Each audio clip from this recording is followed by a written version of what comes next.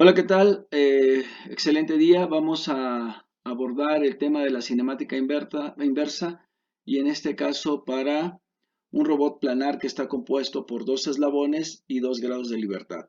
Tenemos que encontrar la cinemática inversa. Si nosotros conocemos el valor, la longitud de los eslabones L1 y L2, si conocemos su posición en el plano X y Y, entonces podremos conocer el valor de sus variables articulares Q1 y Q2, que son las que intervienen para posicionar a este robot planar. Vamos a hacer un análisis geométrico de este robot y podemos empezar dibujando toda la componente X y toda la componente Y que definen la posición del extremo final de este robot. Dibujamos desde el origen hasta el extremo final una línea recta que vendría a representar un vector R, y veremos entonces que formamos un triángulo rectángulo. Este triángulo rectángulo tiene un ángulo interno al cual vamos a conocer como beta, y además cada uno de esos eslabones lo podemos representar mediante una línea recta, y veremos pues que también me forman otro triángulo que en este caso no es un triángulo rectángulo. ¿Sí? Tenemos ahí entonces todos los elementos de este par de triángulos, X, Y R, que me forman el triángulo rectángulo, L1, L2 y R, que me forman un triángulo no rectángulo, y por ahí un ángulo beta, que es el ángulo que existe entre el eje X y el vector R. Si nosotros realizamos un primer análisis, veremos que el ángulo beta pues no es otra cosa que la suma de un ángulo alfa que hemos definido entre el eslabón L1 y R, y Q1, que es el ángulo que existe entre el eslabón número 1 y el eje X. De esta manera nosotros podemos encontrar la primera variable articular como la diferencia que existe entre beta y alfa. Si queremos encontrar el valor de beta, pues nosotros podemos utilizar la función tangente, despejarla y obtendremos que beta es la tangente inversa del cociente de la posición en Y sobre la posición en X. Nuestros dos eslabones representados por líneas rectas aquí, con longitud L1 y L2, ¿sí? Forman un ángulo Q1 con el eje X, y a su vez el eslabón 2, L2, forma un ángulo Q2 con la extensión que puede tener L1. La línea R termina por formarme un triángulo no rectángulo, y por ahí tenemos un ángulo que hemos colocado en color azul, que podemos encontrar fácilmente si consideramos que todo L1 y su extensión miden 180 grados, y que al restarle Q2 pues tendremos el valor del ángulo azul que está ahí definido.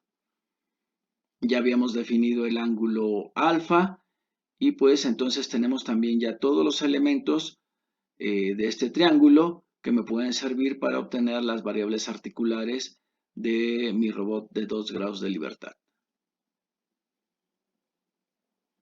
Ya habíamos encontrado entonces el valor de beta, que recordemos es la suma de alfa más Q1, y que nosotros queremos encontrar Q1.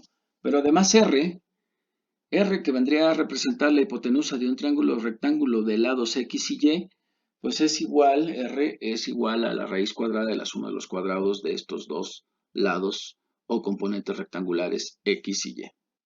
Al hacer el análisis de nuestro otro triángulo, podemos utilizar la ley de cosenos, y conocido L2 lo relacionamos con su ángulo contrario, que en este caso es alfa, y por ley de cosenos me queda que L2 está elevado al cuadrado y es igual a L1 al cuadrado más R2 al cuadrado menos 2 veces L1 por R por el coseno del ángulo alfa.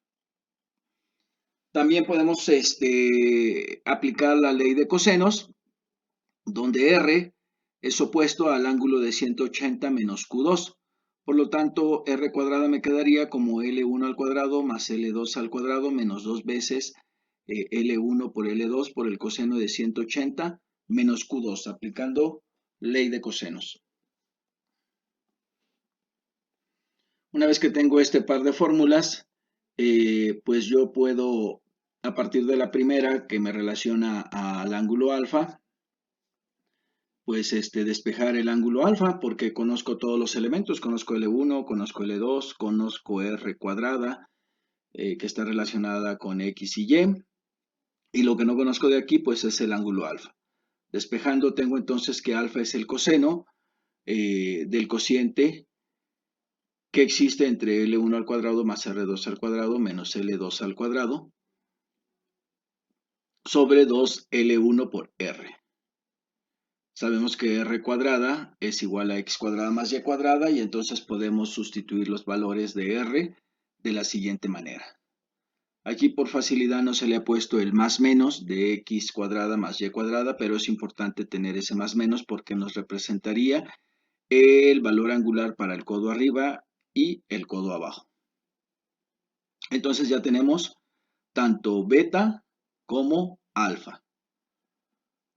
Lo que sigue ahora es encontrar el valor de Q2, porque recordemos que Q1 pues es la diferencia entre beta menos alfa, y esos valores pues ya los hemos encontrado en este momento. Tenemos aquí el coseno de la diferencia de dos ángulos, por lo tanto vamos a utilizar una función trigonométrica que me dice que el coseno de la diferencia de dos ángulos pues no es otra cosa que el producto del coseno del primer ángulo por el segundo ángulo más el producto de los senos del primer ángulo por el segundo ángulo. Si sustituimos el coseno de 180, pues es menos 1 por el coseno de Q2 y el seno de 180 pues es 0 por el seno de Q2. Menos 1 por el coseno de Q2 pues me va a dar menos coseno de Q2. 0 por el seno de Q2 me dará 0 y entonces esta expresión de coseno de 180 grados menos Q2 pues es igual a menos coseno de Q2. Este menos coseno de Q2 multiplicado por el menos que antecede a 2 por el producto de L1, L2 por el coseno, pues se convierte en un signo positivo, que aquí está expresado, y despejando Q2, pues Q2 quedará en términos de elementos que conocemos, como R cuadrada, como L1 al cuadrado, como L2 al cuadrado. Si sustituimos el valor de R2 al cuadrado, pues sabemos que R2 al cuadrado es igual a X cuadrada más Y cuadrada menos L1 al cuadrado menos L2 al cuadrado sobre 2 veces el producto de L1 por L2 y por lo tanto ya tenemos Q2. Con todos estos elementos hemos encontrado entonces ya la cinemática inversa de nuestro robot. Necesitamos encontrar Q1 y Q2. Sabemos que Q1 es igual a beta menos alfa, que beta es igual a la tangente inversa de y sobre x y que alfa es igual al coseno de un cociente ya definido. Por lo tanto, Q1 es igual a la tangente inversa de y sobre x menos el coseno de toda la definición que ya hemos dado. Y Q2 pues se encontró de manera directa despejando la ley de cosenos establecida para encontrar este valor articular. Hemos encontrado con esto entonces la cinemática inversa de un robot de 2 grados de libertad. Nos vemos a la siguiente.